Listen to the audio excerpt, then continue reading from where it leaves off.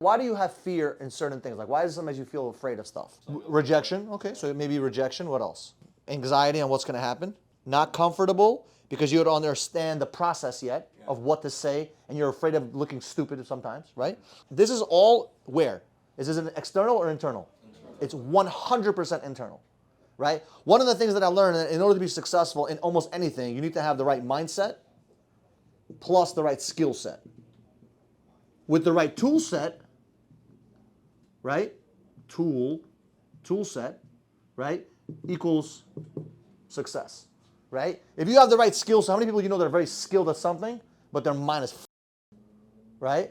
Or you have a lot of people that have a great mindset, they're excited, they wake up on time, their attitude is amazing, but they don't have the right skill set yet. They're consciously incompetent. There's different levels of skill sets, right? And I always talk about this.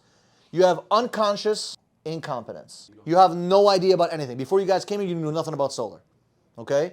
Now you get to the next stage where you're consciously incompetent. You're like, I don't know shit. So when you go knocking on doors in this specific area, what happens? Tongue twisters on Monday. You don't know what to say. You have a little bit of uncomfortability, feel a little bit scared, a little bit worried. You start thinking about all the bullshit, right? Because your mind could do some amazing things to you. It can literally confuse, like talking to girls, right? For me, I was in a relationship for 6.5 years, right? I just broke up in May. Like first week, I was like, so weird talking to girls. Like I feel, because I'm so loyal, right? I was 6.5 years not talking to anybody. I'm like, I gotta go talk to girls again. Do I really have it in me again, right? I was kind of like, all this bullshit. Like, I just gotta go do it. Second, you do it. Oh shit, okay, I'm human. I'm like, oh shit. Back to the old 25-year-old Mike, right? You start feeling, oh shit, I remember. You're just having a conversation, just doing the same thing, right? It took me like a couple of days to get back into the rhythm. Why? Because I thought that I was incompetent in that area, but I wasn't. Because remember, I haven't done it in a long time. It's like not knocking over the weekend. On Monday morning, it's like, you know what to say, you know what to do, but you're still thinking about it. Right now, you guys are still thinking about the pitch. The second you eliminate the pitch is the second you see massive success. You're still thinking about what to say. You're still thinking about what to say, how to say it, when to say this, when to say that. You're waiting for the objection. You don't know what they're going to say. You're kind of like, you're just not 100% there, right? The second you eliminate the pitch, meaning that you're just having a conversation, this is the framework, but the conversation is going in your flow. You can direct the conversation. You're in control of the whole conversation. Who controls the conversation? By doing what? Asking questions and getting the answers. The person who asks the questions and gets the answers is the person in control of the conversation, right? So you, at the end of the day, as a salesperson, are guiding the conversation by asking the right questions. It's not about talking. It's about asking the right questions, having them talk, gathering that data, and then taking that information and getting that answer. Now you're in control. Then ask another question, right? That's why when I do interviews outside, who's in control? Me. I'm the one asking them the questions. I stop people dead in their tracks, right on the spot. How do I do that? First thing you do is what? I don't say, excuse me, sir, could you do me a favor? Could you do a video with me? What do? I got a quick question. Boom, and I ask the question. Sometimes I don't even say that. I just go, what do you do? And that's it, right? I don't let them think. And they stop in their tracks and they start answering the question. Because most people are used to being what? Ask questions and answering. So now I'm in control, right? So that's conscious competence. You know what to say, but you're still figuring out the conversation flow, but you're not unconsciously competent yet.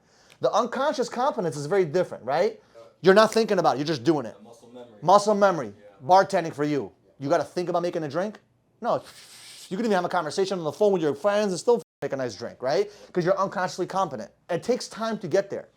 In the beginning, you suck. Your first week or two, you second, third, or fourth week, you start understanding the pitch. Okay, I know what to say. I know how to do this. I know how to do that. You're still in the mechanical stage of the process. This is very painful. Over here is where there's a lot of fear, anxiety, concern, worry. Can I do this? Can I not do this? Everyone thinks the same questions when they start. Every single time, it's the same 3 questions. Can I do this? Will it work? But the last question is, will it work for who? Will it work for me? Because everyone's like, yeah, I know he's doing it. I know she's doing it. I know they're doing it. But will it work for me? And that's a very common thing that people go through all the time when they start something new. Can I do this? Do I have the energy, the strength? Do I have the mindset to even do this? Like, will it work? Right? Can I do this? Will it work? Will this actually work? Like, will it work? Does it work? Does it work, right? Does it actually create results? Am I the only one here? But the last question is, will it work for me? And that's a scary place to be because you're still consciously incompetent. It's when you first get started. But you have to get quickly into the conscious competence. The second you can get into conscious competence, what'll help you get there is a law of average. Law of average will guarantee you a sale, 100% all the time. You could talk to 100 people, one of them will be excited about solar. If you go talk to 100 girls this week, 100 girls, and your whole goal is to get them on a date. What are the chances of you getting at least one of them to show up on a date? It's all about belief. Your belief level determines your actions. For example, do you believe you go to the gym for the next 6 months and get big? Like, I've been in the gym since I was 17 years old. It's almost 13, 14, 15 years of pounding the gym. I've lost weight, gained weight. I've played around with all kinds of stuff with my body. Like, I know what to do. I can do my eyes closed. You know where I'm at right now? I'm a master now because I can train someone else. Your belief level is high over here, right? As you come up here, the belief level is what? Very high. Over here, the belief is what? Extremely low. When do most people usually do drugs? Alcohol, drugs, bullshit, all kinds of bad habits. Usually it's when they're fucking what? Bored.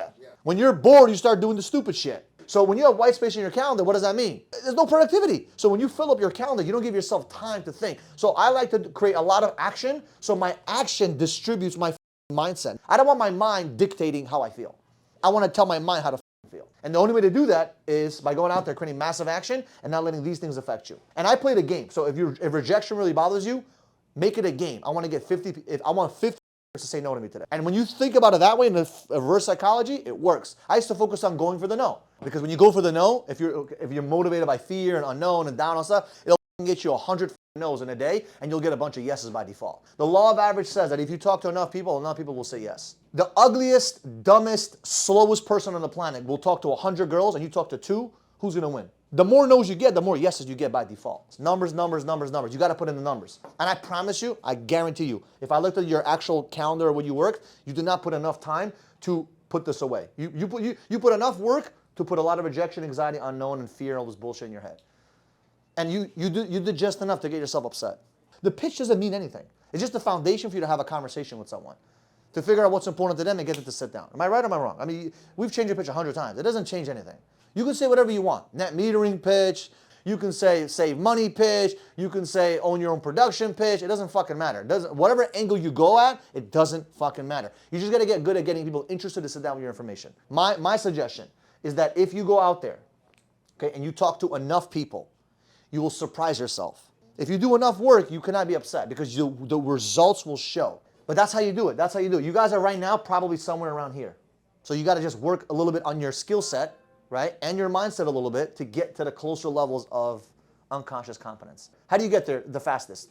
It's not by days. She can do it in 4 days. You can do it in 4 weeks. What's the difference? It's not the person. It's the person who the most repetition. If I talk to 1,000 people over the next week and you talk to 15 people, who's going to have and not because I'm smarter, it's because I'm actually went out there, did more fucking work. That's it. More experience, more conversations. Age has nothing to do with experience. There's some fucking people that are 50 years old, but they don't have the right evaluated experience. Evaluated experience is really where the money is at, not just experience. Just because someone's 50 years old doesn't mean they're smarter than you. Like some of you guys are smarter than fucking some 40-year-olds I know, because you have a little bit more evaluated experience than they do in certain areas. Put in the right amount of work to get the right result, and you'll surprise yourself. We'll see you guys in the next video. We appreciate you guys. Subscribe.